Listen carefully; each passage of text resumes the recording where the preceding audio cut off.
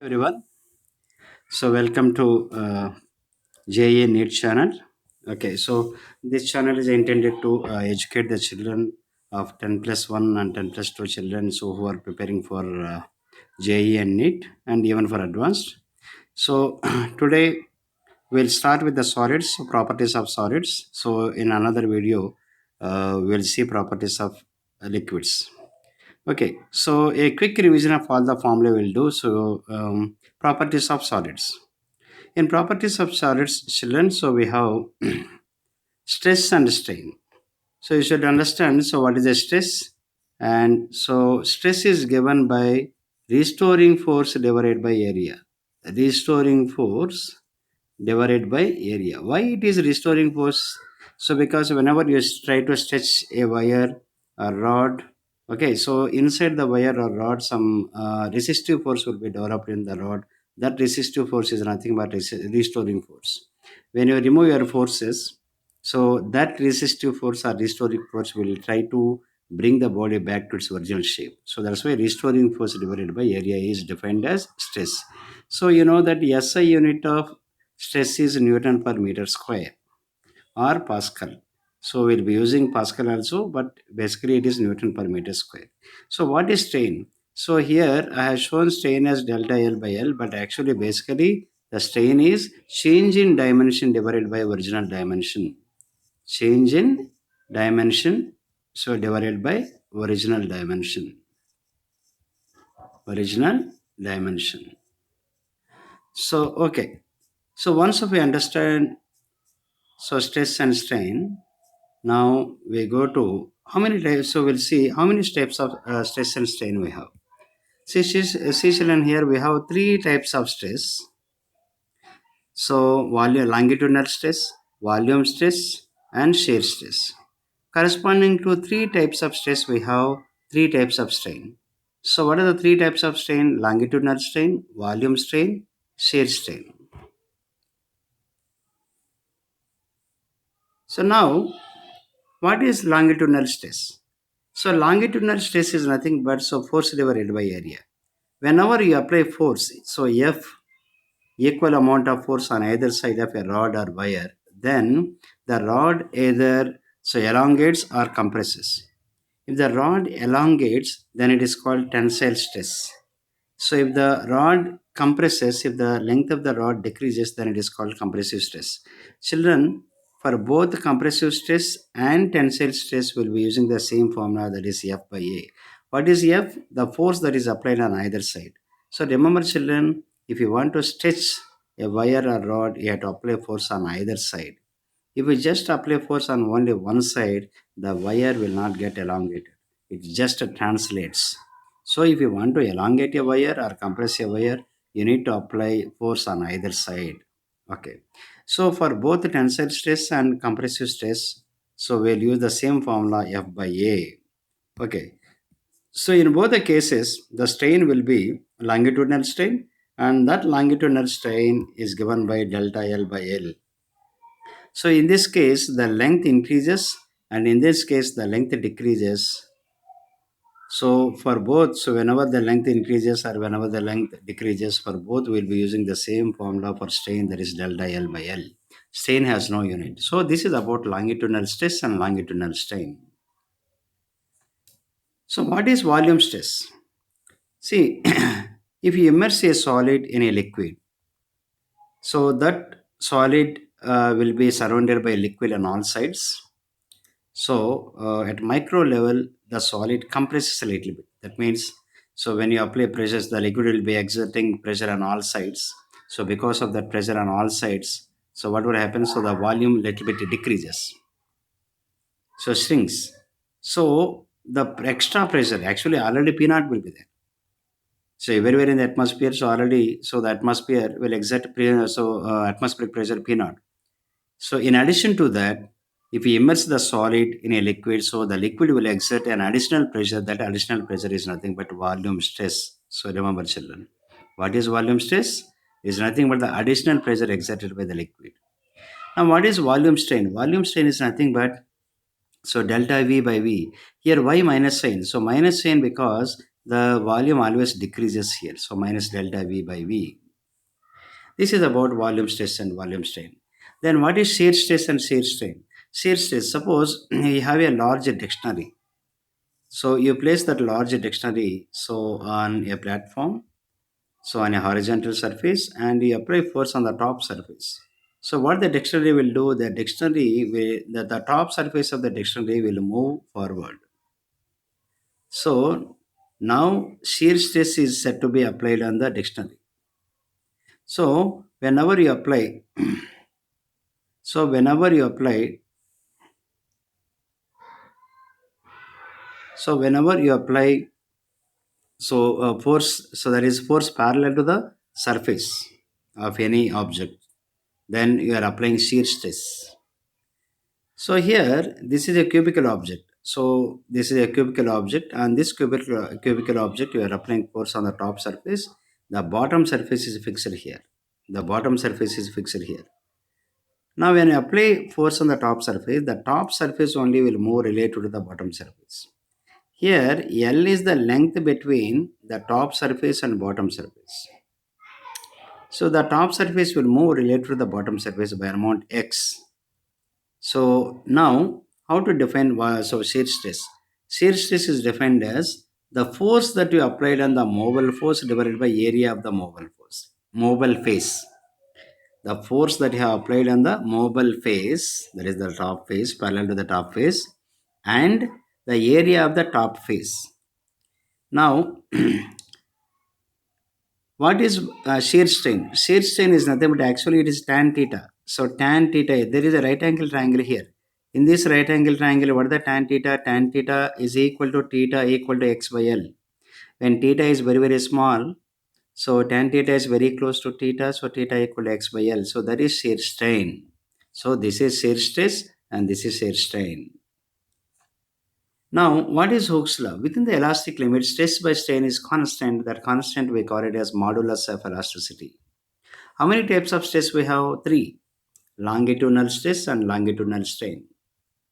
So that longitudinal stress divided by longitudinal strain is called Young's modulus. So since we have three types of stress and strain, longitudinal stress by longitudinal strain will give you Young's modulus. Volume stress divided by volume strain will give you bulk modulus. Shear stress divided by shear strain will give you rigidity modulus. So what is Young's modulus? Young's modulus is nothing but, so y is equal to longitudinal stress divided by longitudinal, so stress divided by longitudinal strain. Longitudinal strain. So what is longitudinal stress? F by A. What is longitudinal strain? Delta L by L. So you get, so FL by A delta L. Sometimes children, sometimes you will not be applying force to elongate the rod. So what we do? So we just suspend the wire or rod from rigid support and we apply force by hanging some mass M here. Now in that case, so F should be equal to mg. And if it is a cylindrical wire, A will be equal to pi r square into delta L. How problems will be asked? So generally, they ask you to find delta L. Okay, so they ask you problems on delta L basically. So what is the formula for delta L? So the formula for delta L is, so from this you can pull the value of delta L. So delta L will be equal to, delta L is equal to FL divided by AY.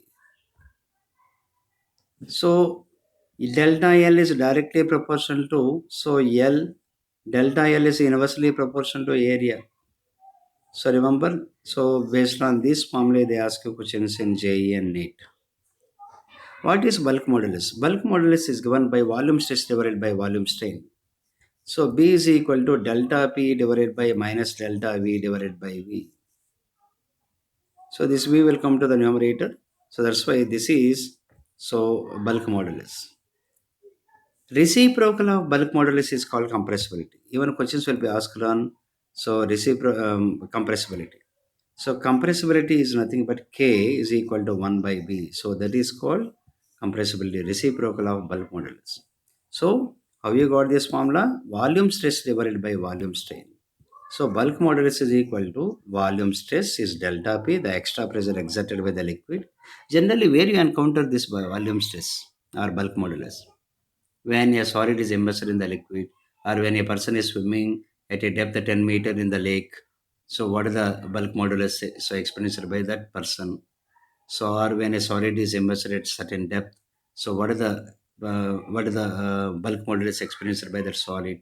So in that case, we have to calculate delta P rho GH and divided by minus delta V divided by V. So remember, this is how you have to calculate bulk modulus.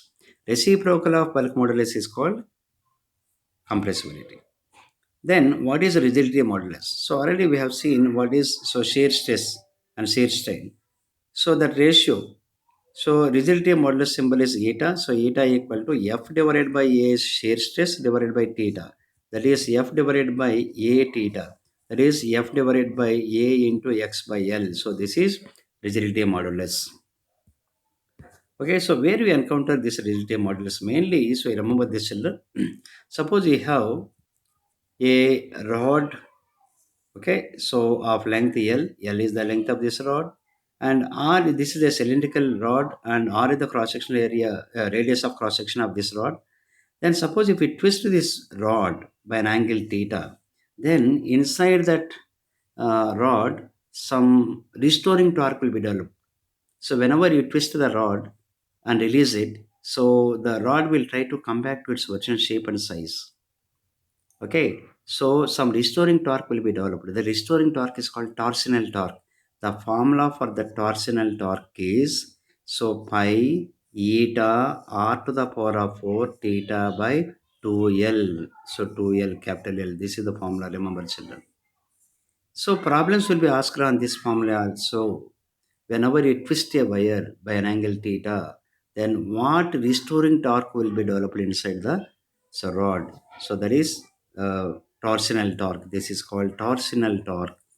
Torsional torque because of the twist. So even formula, so problems will be asked on that. In this, so here eta is a rigidity modulus. Now, generally problems will be asked on this formula. So when eta is same, L is same, that is when two wires made of same material have same length, but they have different cross sections. So then, um, by what angle the second wire, or what is the ratio of the twisting angles? If the ratio of the radii is 1:2 or 2:1, something like that, they ask. Then this is the formula I had used. R to the power of 4 theta is constant. That is R1 to the power of 4 theta 1 is equal to R2 to the power of 4 into theta 2. This formula I have to apply. So next, so energy density. The last part is energy density. Suppose if you stretch any wire, okay, so in stretching a wire, so you have to do work.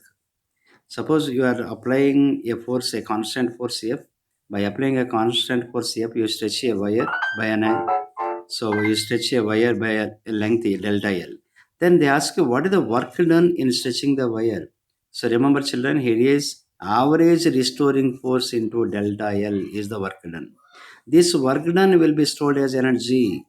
This work done will be stored as energy. So U. So the formula for that U is half into YA by L into delta L square. Remember this formula. So here this formula is very similar to half kx square of a spring. This formula is very similar to half that of half kx square. If we elongate a spring or compress a spring by an amount x, so what energy will be stored? So same formula, similar formula you'll get here. So that's why you can compare k with Ya by L. So which means that within the elastic limit, a rod or wire also behaves like a spring or spring constant k equal to Ya by L. Now, if two rods are in series, you can apply 1 by k1 plus 1 by k2 equal to 1 by k effective. If two rods are in parallel, so 1 by k, 1 by k effective equal to k1 plus k2. Here k in place of k1 you can use y1 a1 by l1, y2 in place of k2 y2 by a2, y2 a2 by l2 you can apply. So within the elastic limit, a rod or so wire behaves like a spring. Now see children here. So now this total energy will be stored in the total volume of the wire. If you want energy density, that's what I have typed here. I have shown in the PPT.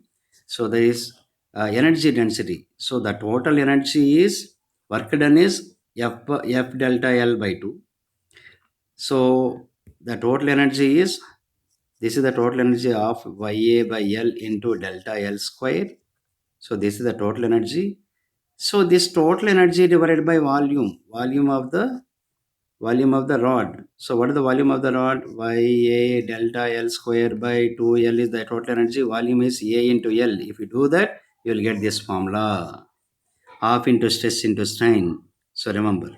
So this is the formula for energy density. Half into stress into strain. Now problems will be asked on this. So and also energy. So total energy also half. I am going to write the total energy u equal to half Ya by L into delta L square. Y is Young's modulus, A is the cross sectional area, L is the length, delta L is the elongation. Now see children, so the same formula can also be written in two other forms.